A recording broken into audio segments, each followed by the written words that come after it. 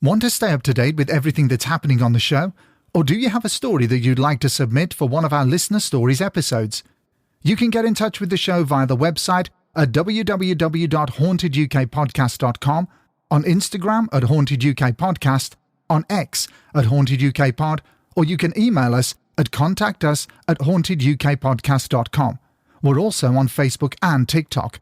And if you want to support the show, you can do it via either Patreon or Ko-fi. Both platforms have exactly the same content, but work in slightly different ways. One of the advantages of Patreon is its sleek user interface, but if you want to avoid those pesky additional charges Apple, Google, and Patreon apply to your subscription, then why not give Ko-fi a try?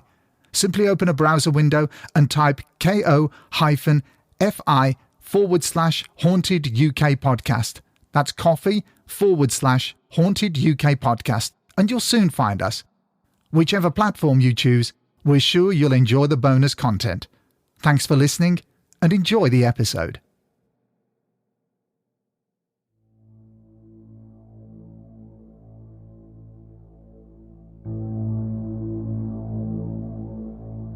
It's the morning after the night of the 14th of November 1940, Coventry, England. A night seared and synonymous with terror.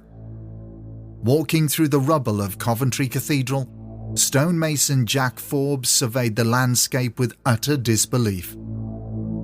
Fearing the shock was yet to catch up with him, he walked further forward, with ringing in his ears no doubt from the night before. It was there, amid the smoke, the putrid air, bitter with shrapnel and burnt timber, from 14th century frames that used to so proudly hold Coventry Cathedral up. He saw something rather eerie and unexpected.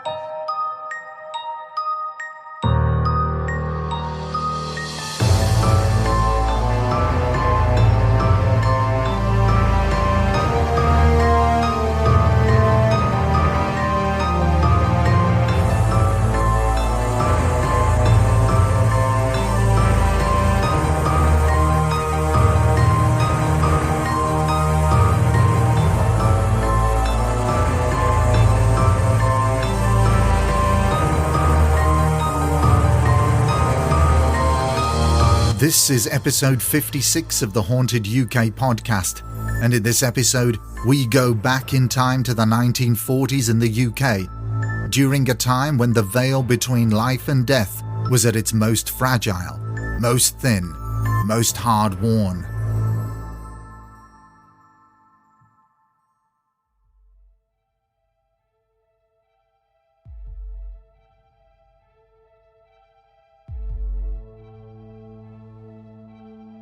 This was a time when you never knew when your number was up. Your name plucked out of the hat to leave this earthly plane. Death was a regular part of the day, but especially so at night. And no one had experienced mass death to such a degree for a generation since the First World War, and certainly not on home ground. Is it any wonder then that there are so many tales of chilling encounters with the other world, the afterlife, psychic phenomena when people's reality was so suddenly shell-shocked, their burnt-out doorsteps abruptly darkened by death, a time when you felt you were only alive by a chance moment, luck. A time where life had to be lived right in the hub of the present, in the hour, minute, second, and it was futile to plan ahead in years, months, weeks, even days. Never in living memory in this country did people feel so mortal. And immortality via the afterlife and reassurances about this life and the future through psychical means was never more attractive. The Blitz took place in Britain from September 1940 to May 1941. Major cities and industrial towns were targeted by the Luftwaffe, in what seemed like a relentless campaign of fire. London, for example, was bombed for 57 consecutive nights from September of that year. The Battle of Britain was fought in the skies in the summer of 1940, and when the aerial bombardment of British cities began in the autumn of that year, the British population was supposedly full of bonhomie, defiance, and probably rather mythical Blitz spirit. What actually was on the ground was a lot of misery, death, grief, homelessness, displacement, and terror. Seances were common, bomb sites and their ghosted buildings part of the landscape. Neighborhoods were destroyed in a night, looking like strewn carcasses in aerial photos, their bare bones laid out. Cities were eerie, their identities smudged off the map. Nothing was as it seemed, and what's more, it was very, very dark.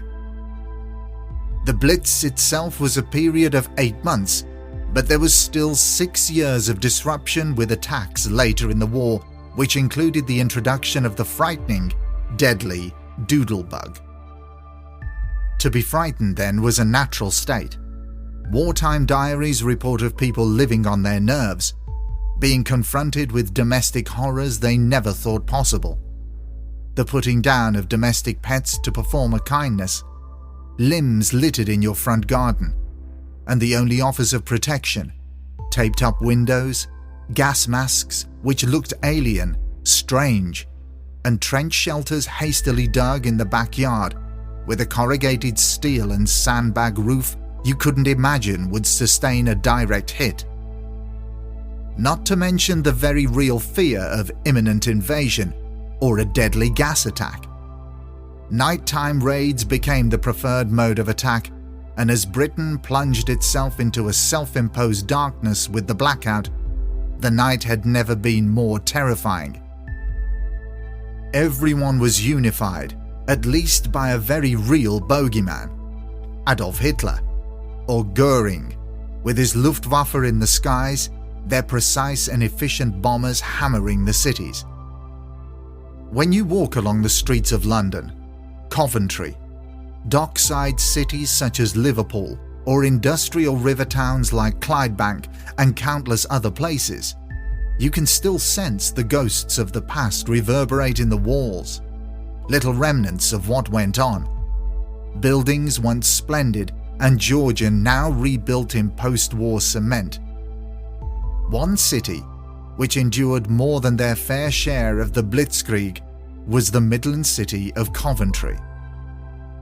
Coventry Industries provided a crucial role in the war effort, with many factories and shadow factories churning out our ammunition, aero engines and aircraft. In the Blitz, Coventry suffered a total of 41 bombing raids. Over 1,200 people were killed, and this number may be higher. 1/3 of the city's housing was destroyed, and with it, its people displaced. In November 1940, the RAF bombed Munich. The anger and revenge was packaged into a reprisal raid over Coventry on the night of the 14th of November, where unfortunately, it just wasn't quite dark enough, and a beautiful full moon cruelly gave the game away. Its beams so bright, it might as well have been day, and with relative ease, the German High Command rained 30,000 bombs, 30,000 incendiaries, and 59 landmines, as well as trying out a new weapon called the exploding incendiary. It became the most concentrated attack on a British city in the Second World War. In fact, the city was traumatized. Children tried to bury themselves against brick walls in shelters. So thunderous and deafening was the sound. If there is a hell, it came to Coventry on this night. The extent of the damage was dialed down, though, kept quiet in the press, with headlines reporting Coventry as a, quote, very gallant city, end quote, taking the hit for us all, but the reality was that 554 people were killed outright.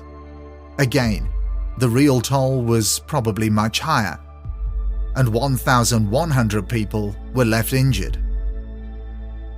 And the medieval cathedral with its famous 3 spires pointing to the heavens was unfortunately not graced with any God-given impunity that night, and was savagely decimated in that hellish November raid. And it's the morning after this night on the 14th of November, a night so seared and synonymous with terror, that we stop for our first story. Here, walking through the rubble of Coventry Cathedral, was the cathedral stonemason Jack Forbes, surveying the landscape with utter disbelief. And fearing the shock was yet to catch up with him, he walked further forward, with ringing in his ears no doubt from the night before. It was there, amid the smoke, the putrid air, bitter with shrapnel and burnt timber from the 14th century frames that used to so proudly hold Coventry City up, he saw something rather eerie and unexpected. The cathedral, utterly destroyed, its ruins splayed around him, almost reaching up to the heavens, like the 3 spires used to, but this time in its despair. It was amidst this that Jack could hardly believe his eyes. There, 2 charred medieval roof timbers had fallen onto the broken altar and formed to make a perfect cross on a perfect spot on the altar, like someone had placed it there, even though he knew this would be unlikely, as he was the first to access the ruined and dangerous site. But there it was, 2 beams fallen as a cross, almost declaring the cathedral's survival, a stake in the ground for peace. It jolted Jack, unnerved him. He felt its reverence and was incredibly moved. And amid the rubble where nothing was really formed into any recognizable shape any longer, this perfect shape of a cross was really an arresting and eerie sight. And with his emotions running high, Jack wired the 2 frames in place together. You can still see this charred but perfect cross today on the site. Reverend Richard, the provost of the time, could hardly believe it either, and there on the altar he inscribed, quote, "Father, forgive," end quote, which is now on the sanctuary wall. The day after, the Reverend Richard vowed to rebuild the cathedral.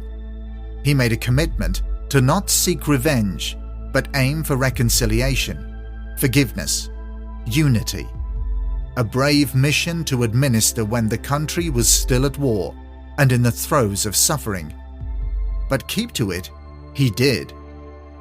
The ruins, it was decided, would remain as a reminder to what has passed. It wouldn't be built on. However, the building of the new cathedral was built opposite the ruins, and it was built with British and German hands. In the post-war years, it became an important reconciliation project as much as a building site. The new cathedral is a stunning piece of modern architecture with strong, intimidating angels on the stained windows and walls, to all appearances guarding the peace. Angels so unlike the delicate, serene celestial beings we are accustomed to in such settings. These angels reflect the spirit of the city.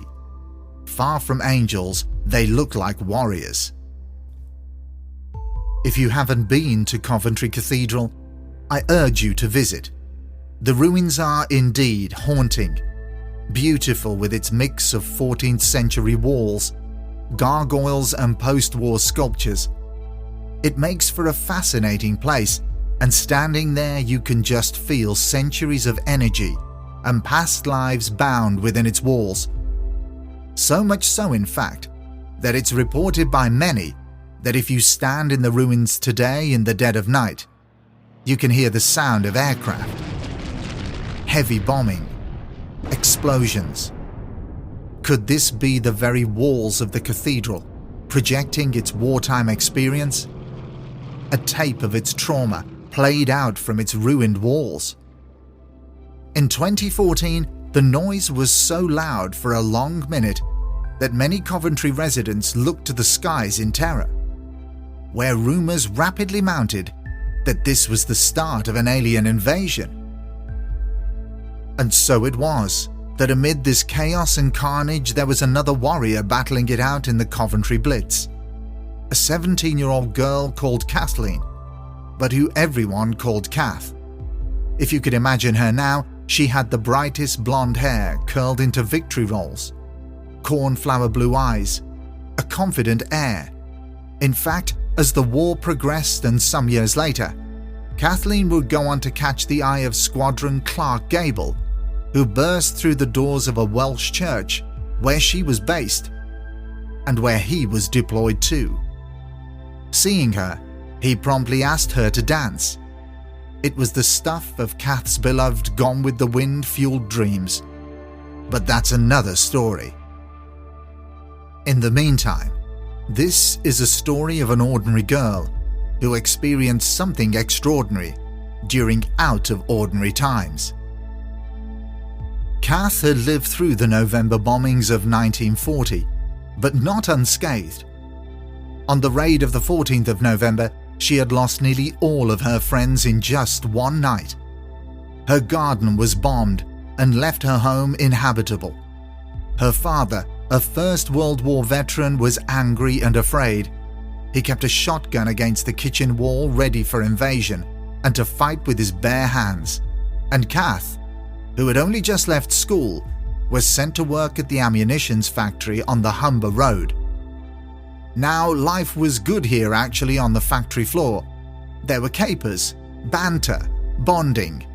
If you wanted to experience the so-called Blitz spirit that is often mythically talked about in history books and propaganda at the time, you could measure it here in the factory. It was a tangible thing. Day shifts tumbled into dances and life was lived moment by moment.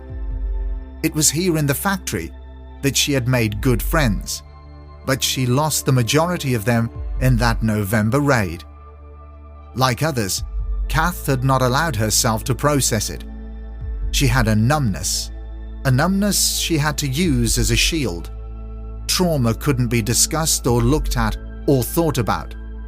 Bombs had to be made, engine parts too. There was a war on, you know.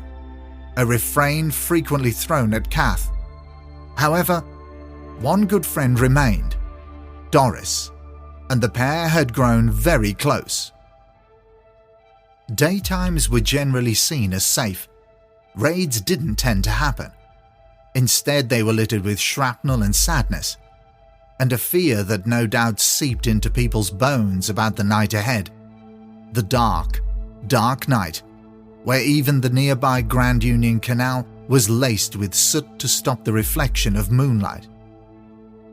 One morning, Cath was walking to her shift with Doris, like they always did, when out of nowhere, well, out of the dank and foggy sky at least, an enemy bomber came flying down the street. Hovering not far above them, perhaps a leftover from a raid somewhere. Maybe it had lost its way. Perhaps it was heavy with bombs left over in its fuselage, and with gunfire to expel before its journey home. Nonetheless, it was directly above Cath and Doris, and was now firing machine guns in their wake, directly behind their running low heels on the Humber Road. And they weren't outpacing this plane anytime soon, and how the bullets missed their limbs as they literally ran for their lives is unknown. It was almost like the Luftwaffe pilot was enjoying the chase. A siren sounded. It seemed this may be a daytime raid, but all Cath and her friend could see and feel was this plane firing all of its ammo at them, as if the whole of the Third Reich was personally against 17-year-old Cath and Doris. "Quick!" Doris shouted. "Shelter! Let's head to the shelter!" But in Cath's mind, or somewhere deep down in herself, she heard a voice that started here in this moment and would never leave her. It simply said, "No." Cutting through the chaos, the fog, the panic around her, she heard it very distinctly. In a split-second decision, the two girls separated. Her friend to the Gosford Green shelter on the corner of Humber Street, a trench shelter, one of the many makeshift municipal public shelters propped up across the city. But Cath dived under what she thought was a lorry. It felt like it was the right thing to do. It felt like she was answering this voice.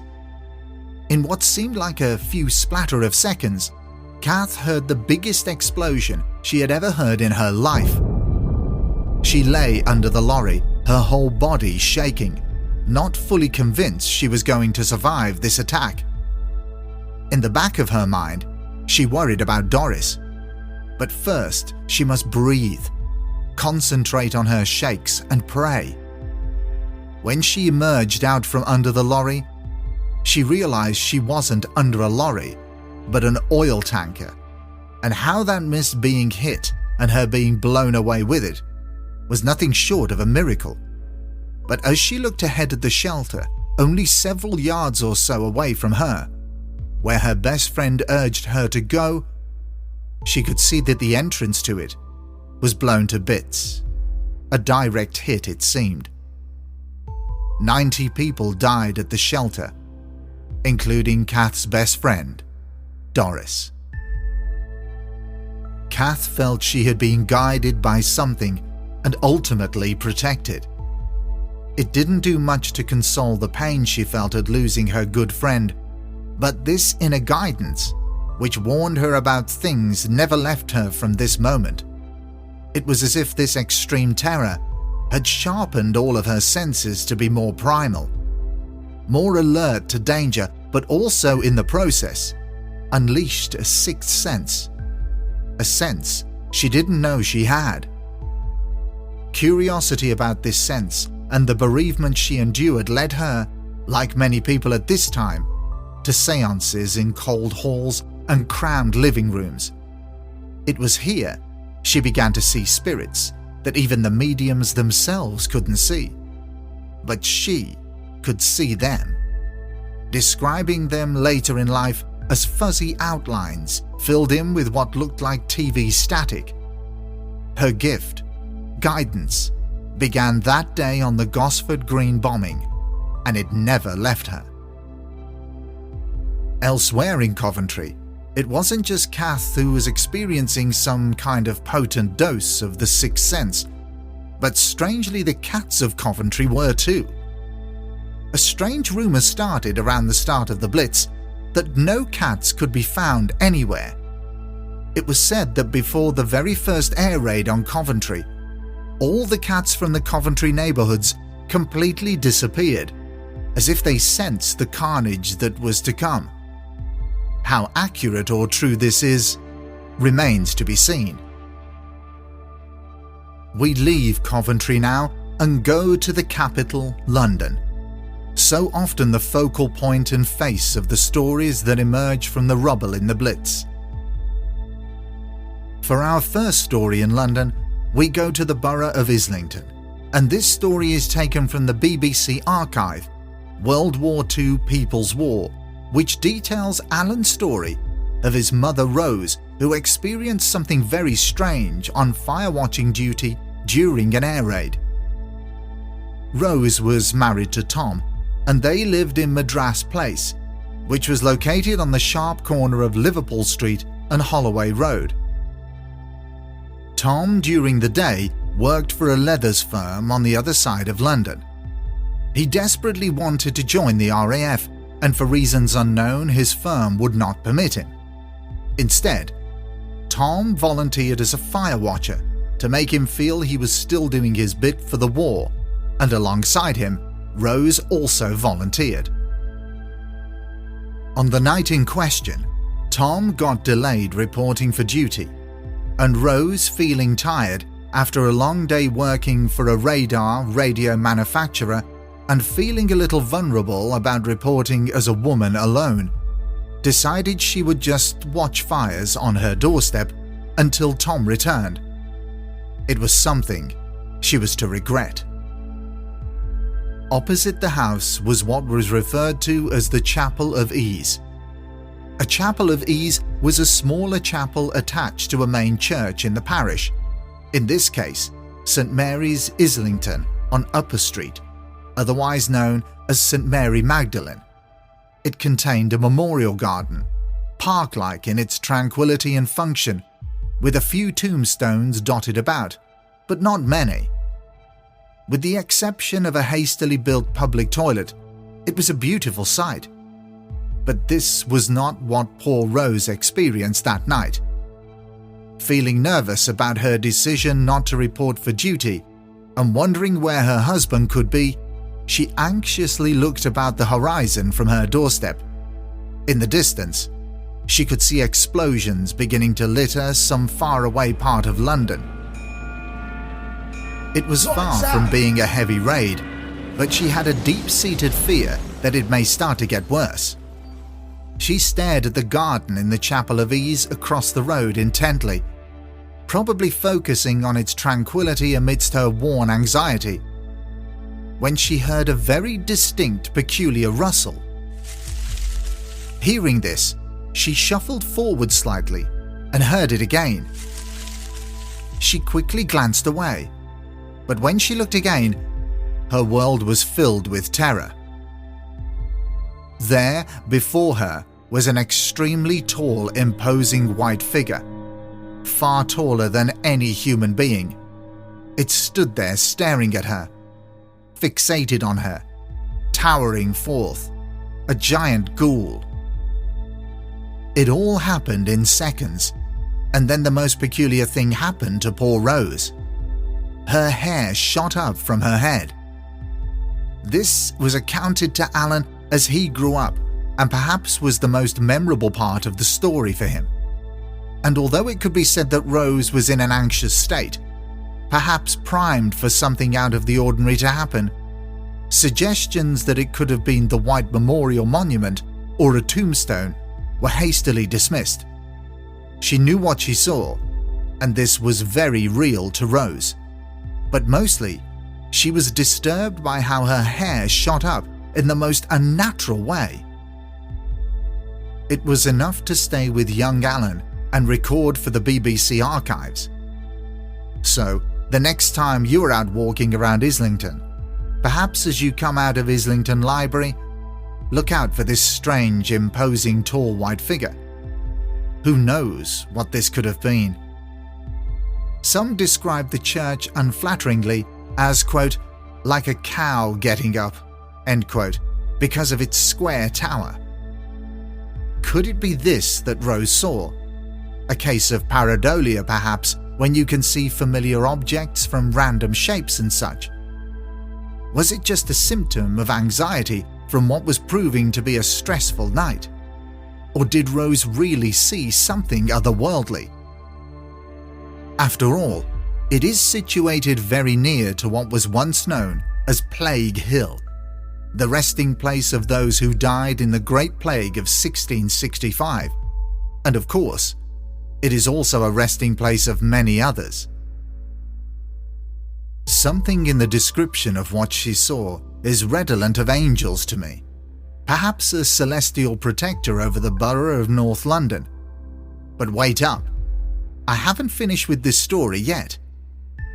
After digging around some archives, it turns out our wartime Rose is not alone with this hair-raising sighting. A newspaper article from 1898 reports that on one cold Christmas night, the police had to move on a crowd outside St Mary Magdalene. This crowd had gathered after all seeing, wait for it, a tall, imposing white figure appear and disappear. The article reports a terrified crowd searching for the figure. A larger police presence was then called to deal with what you could imagine was the hysteria of this crowd. Hair-raising indeed, after all. Let's now move on from Islington and go underground and hop on board.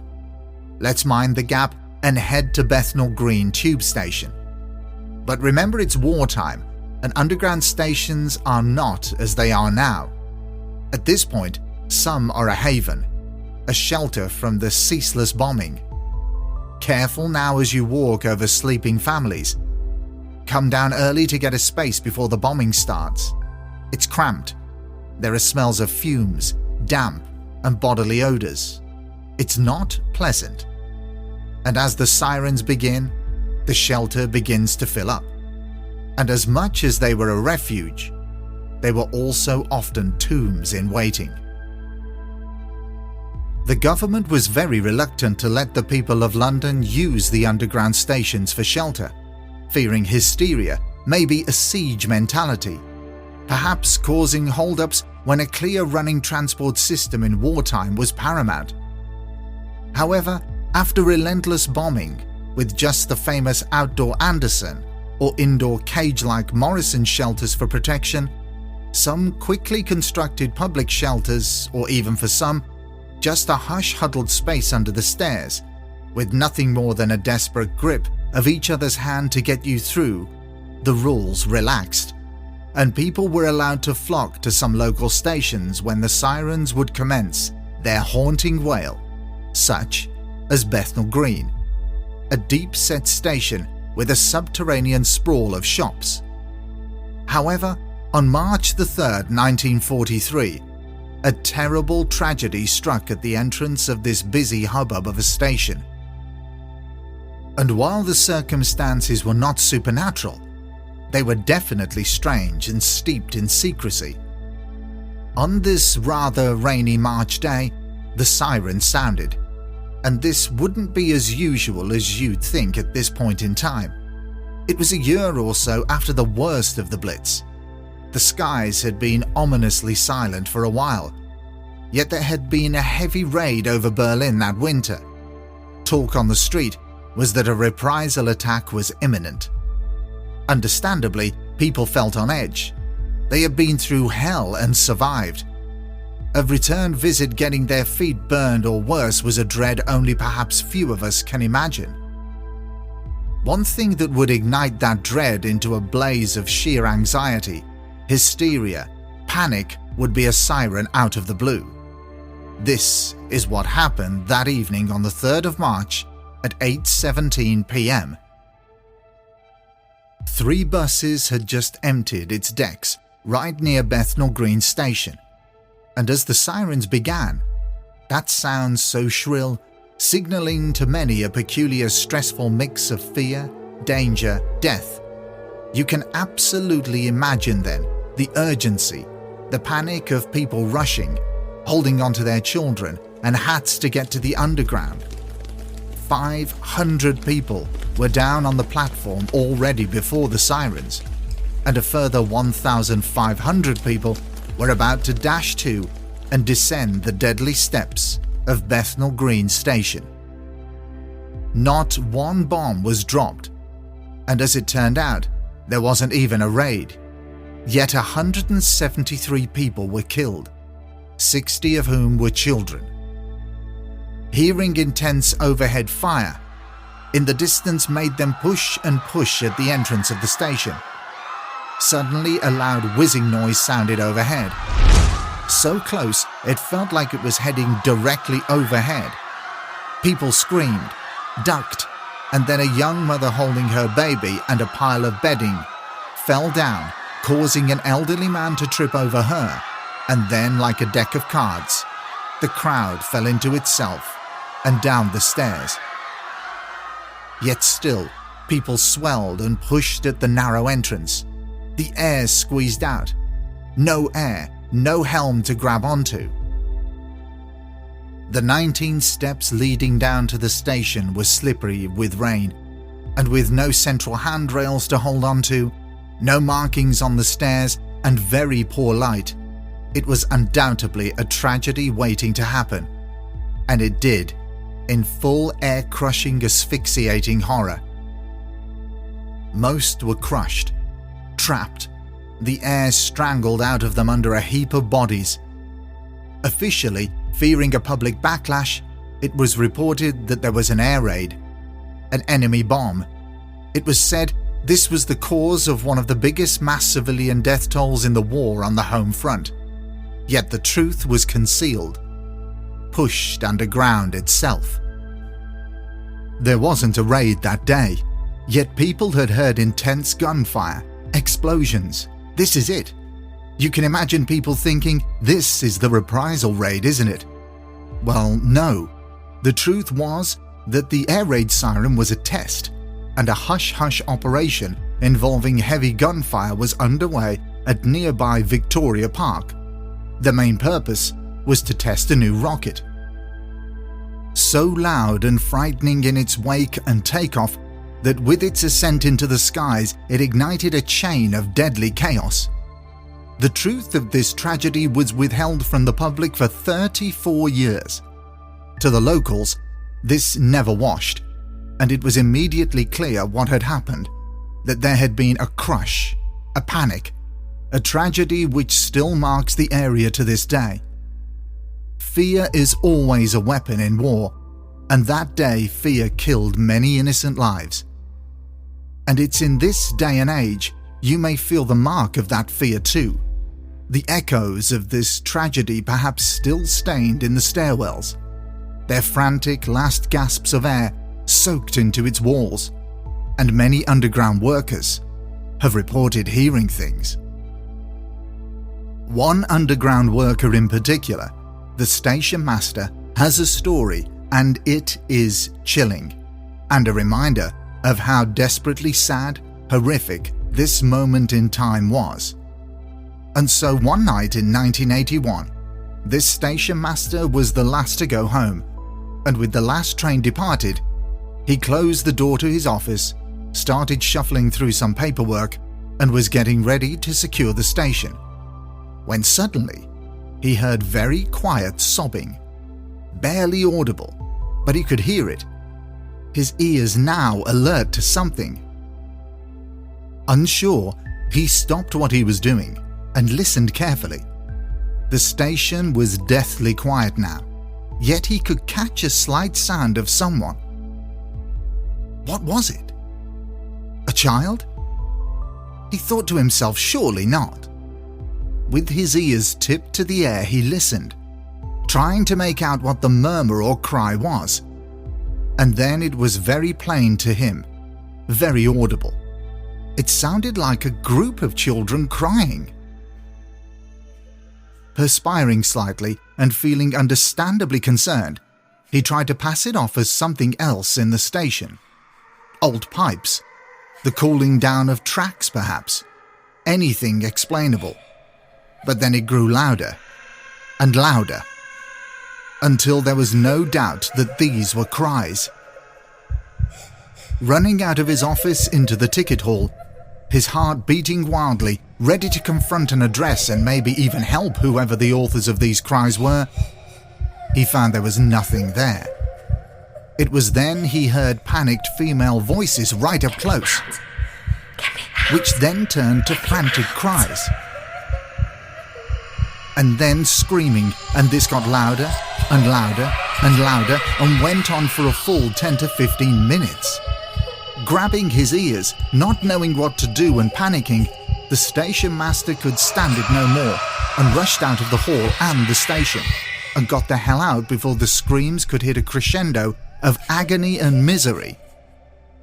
He later reported that, quote, "I was frightened to go back to the office because of the noise down there. It was quite frightening actually. I still don't want to go through Bethnal Green to this day. I can't forget it, you know?" End quote.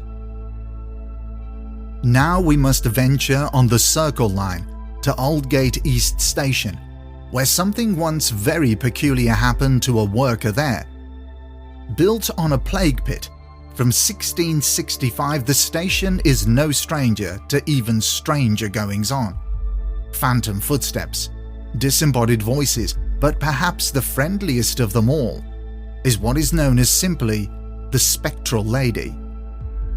In the 1980s, the story goes that a rail worker stumbled onto the tracks and promptly received a 20,000 volt electric shock, yet miraculously, he survived. This perhaps would be the strangest part of the tale if a spectral lady smiling, kneeling down by him and gently stroking his head as if nursing him back to health, wasn't seen. And this was witnessed by a few people at the time. Although there's some dispute as to whether she was stroking his head before the fall or after, either way, it is generally agreed that she had good intent and was comforting him, nursing him, and perhaps, who knows, maybe the reason for his miraculous survival. It's not really known who the spectral lady is. Many report she's an age-old spectral being, perhaps a plague victim roaming the pit. But there has been a suggestion that she's from more recent times. Her dress has been reported to be mid-20th century, and some have wondered if it is the lady who fell accidentally to her death on these very same tracks during the Second World War. Could this be her? There to save anyone falling to such a similar fatal fate as her. If we stay in London a short while and cross the river to North London, and then dare go to Pond Square any time in the depths of winter, there's a high chance you may encounter a phantom. A phantom frozen chicken, that is. Yes, that's right, you heard correctly.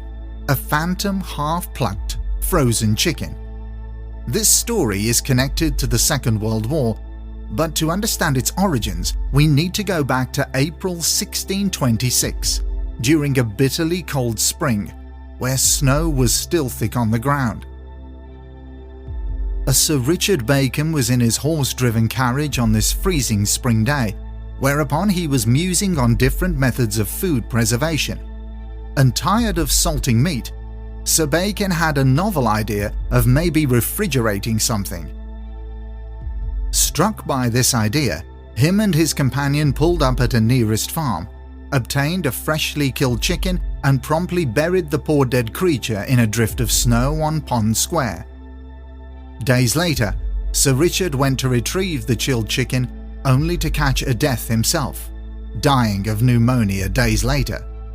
However, the chicken has left its mark and can sometimes be seen flying around a tree before vanishing into thin air. And although it has been seen a couple of times in the 1970s and 1990s, the most frequent sightings were recorded during the Second World War. Perhaps ravenous from rationing, the chicken would taunt local air raid wardens by suddenly appearing before them in a half-plucked state, and they in turn would frantically run after it in the park. Come back here! With their dreams of a roast dinner frustratingly disappearing into thin air, along with the phantom frozen chicken. We now leave the capital and travel to the northeast of the country to Sunderland. And right now, it's not the war exactly, but it's October the 12th, 1972. And we're going into Sam and Hilda Patterson's home. A séance is being held just at this moment by psychic medium Marion Jameson. Suddenly, a message comes through. There is a young girl here, giving her name as Ruth Heslop. She lived in Stoddard Street, South Shields, and was killed by a bomb in 1941.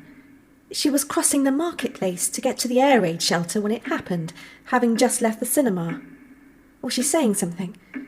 She says, "You don't believe me, do you? My grave is in Harton Cemetery beside the soldiers' graves." The message unnerved everyone there, but none more than hosts Sam and Hilda Patterson, who decided to investigate this further. The very next day, the couple went to the cemetery and spoke to a member of staff, who informed them that yes, there was a war grave marked Heslop, but there was also a marker at the grave for a Ruth Heslop.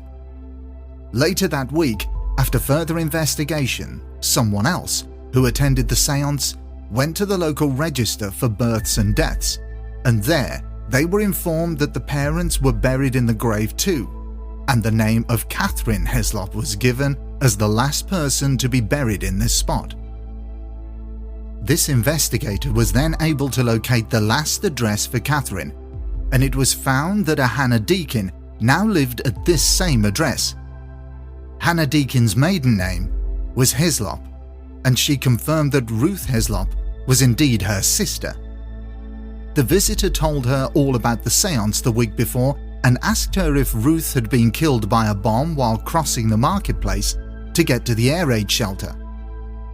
Grace confirmed it was and told of the night in question, October 2nd, 1941, where an air raid occurred in the centre of South Shields. A bomb dropped on the marketplace, killing 60 people, and it also destroyed part of the air raid shelter which lay underneath. Grace did say, though, that they never really knew what happened to Ruth. They were sure she was killed in the raid, but unsure whether this happened in the marketplace or in the air raid shelter. She went on to say that Ruth's friend Gladys Stewart had also been killed and is buried very nearby. This information was kept away from the psychic medium. A séance was held the following week on the 19th of October, 1972, and with it another message from young Ruth, where she described her home and of how she died with her friend and was buried near her. However, one strange thing is that she kept showing her hand to the medium, like she was trying to show and tell her that there was something wrong with her fingers. After this, Grace Deakin, Ruth's sister, was contacted again, where she confirmed aghast that yes, there was something wrong with Grace's hand after it was crushed when it got stuck in a mangle at 5 years old. Grace was in no doubt that this was indeed her sister back from the Blitz, to tell them that she lives on.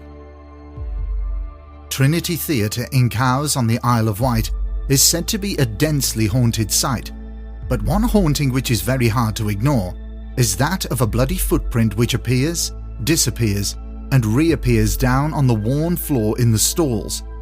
Its bloody shape seeps and forms through the floorboards like a fresh wound, and what's more, poltergeist activity is often attached to its sudden appearance.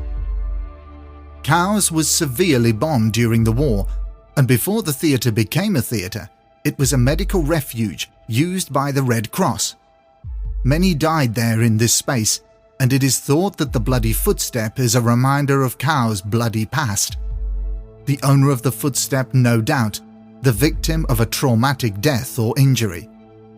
So be careful if you ever visit, for a dark figure is often spotted up in the lighting box, as well, of course, as the appearance of the blood-curdling bloody footprint.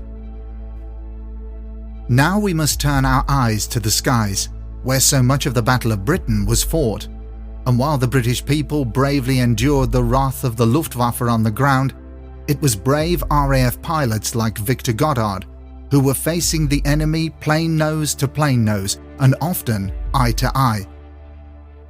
But just before that, in 1935 precisely, RAF Wing Commander Goddard was flying a Hawker Hart biplane from his base in Andover to Edinburgh on what he thought might be a pleasant week-away trip. But it was anything but.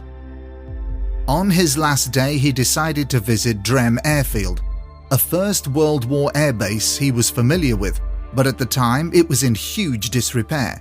In fact, it was quite an eerie place, a shell of its old self, unused, very much dilapidated. Goddard was all set to leave to head back to Andover, and with one last look behind him, he took off into the skies. So far all being well, but shortly after this, he encountered a horrendous storm, and thought maybe he could avoid the worst of it by flying 8,000 feet up. However, this didn't really work, and the vacuum of the storm chucked him about so violently that he lost control and nosedived back to Earth, hurtling and spinning through the air. He recognized a body of water as the Firth of Forth, and as he continued his endless descent to what he thought would be his death, he could see a young woman pushing a pram by the sea wall, and he was heading directly for her. By some charm of God, she dipped her head, and Victor narrowly missed her by a wingtip, as he then quickly regained control. He really thought it was curtains for him and the young woman and her baby. Feeling very shaken, he realized that he was back near the Drem and decided that's where he should head back to be safe, and sort himself out. As he headed nearer to the old abandoned airbase, another storm seemed to gather, and Goddard gulped in horror. He didn't fancy his chances this time. He took a deep breath as he watched swirls of the darkest steel clouds engulf him, and a thick vapor of rain hit his windshield. But then a rather strange thing happened. The rain stopped, and as if a drape was being drawn back, a beautiful day was revealed. The rain came to a halt, and sunlight bathed the horizon. The sky a slice of sharp blue. It almost seemed miraculous. And below him was the Drem airbase.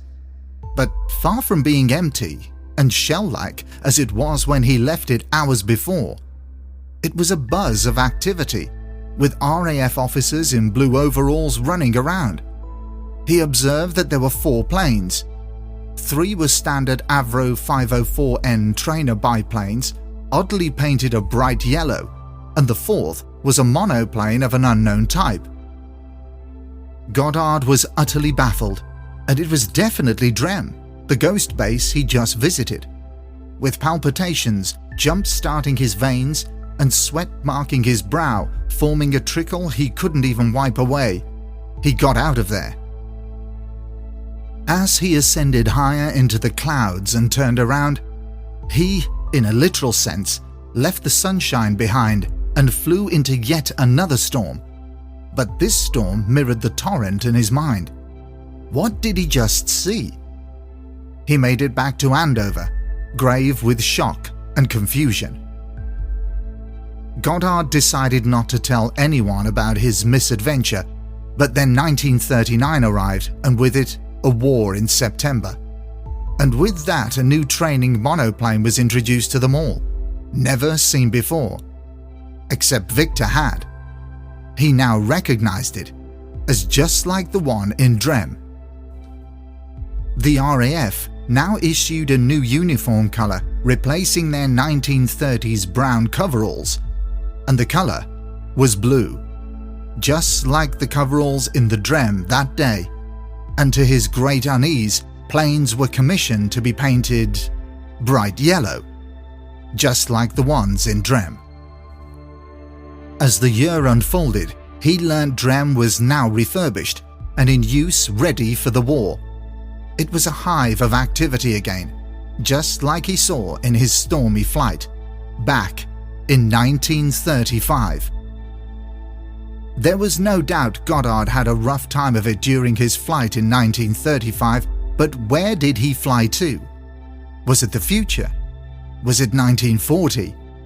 Did he have a flight in time? Oddly, this isn't the only time slip at an RAF airfield.